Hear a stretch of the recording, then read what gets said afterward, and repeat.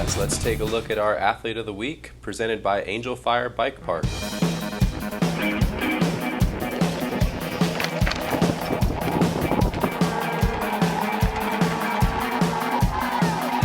I've been racing since I was 4, racing BMX, and I don't know. I guess a lot of people probably have that competitiveness. It just depends on what you're doing. You know, for me, it's racing. I've always definitely more competitive with myself. I've never been one to really focus on other riders. I don't really care what anybody else is doing, especially in downhill. You're basically just racing the clock.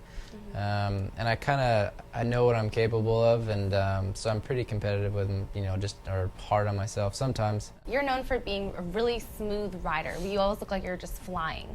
Have you always been that way? Yeah, I think for me it's been my style. I mean, BMX was the first thing I ever raced, and in BMX it's kind of all about being smooth and making the most of kind of every inch of the track.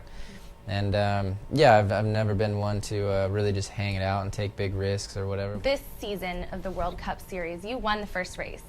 How is it going for you so far? It's been great. We started out a little bit rough in qualifying at the first race. I had a crash, but we were able to turn it around the next day and win the finals, which is the bigger race, obviously. But yeah, off season went really well this year. I found a little bit of speed in a couple little areas that I was struggling with last year. Tell us, how does a World Cup race compare to Mountain Creek race?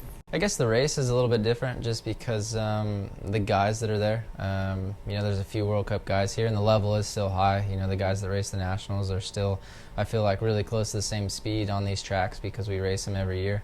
But the depth at a World Cup is definitely big. You know, you got 80 guys that can all run the pace pretty much, and the top 10 guys, kind of anybody can win.